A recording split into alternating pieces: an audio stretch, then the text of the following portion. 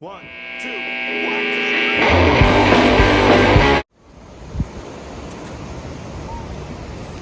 three. Beautiful, isn't it? This is Niagara Falls. Niagara Falls is located in Upper New York, right outside of Buffalo. It's if you haven't been, it's a once in a lifetime bucket list item to be checked off. It was a lot of fun. It's very beautiful, and I don't care what you see. It's one of those things that you see on TV all the time, and I'm showing this here to you now. But unless you experience it in person, it's not the same. It's like going to a sporting event. You can watch it all day long on TV, but then you see it live, and it just takes on a new meaning. Well, not necessarily a new meaning, but it's all inspiring, to say the least. Now this is, like I said, this is the Canadian side. You can see more on the Canadian side, and yes, we were about to freeze to death. 1st of June now. This is the first week in June. We were bundled up pretty good.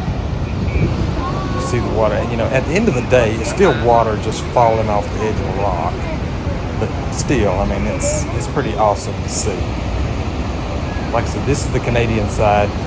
We'll go back to the American side another day.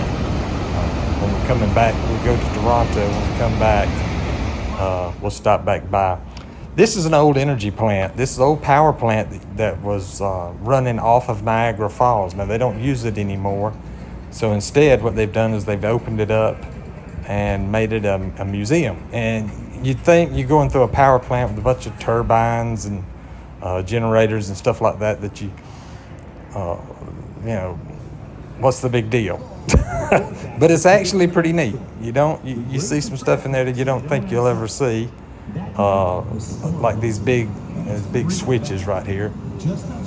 Now, one of the other things that we got to do is down below the power plant, they have this big long tunnel that goes all the way from right there. They got those elevators, and it's about a quarter of a mile. It's about a quarter of a mile long, and this is where it comes out. Wait for this view.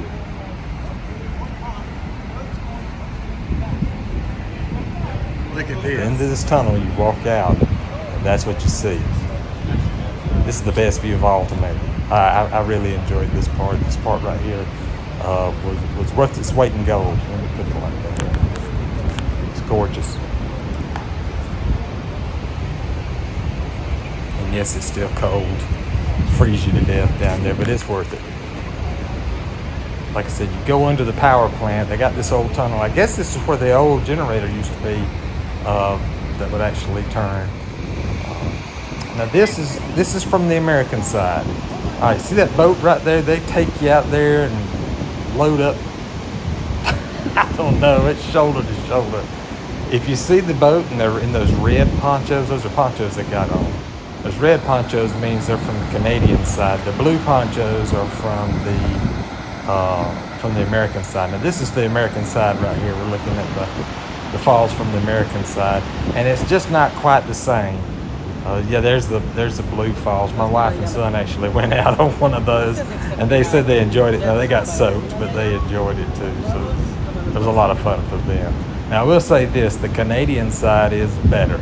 It's touristy, but it's nice and clean, and everything is really, really nice on the other side over there.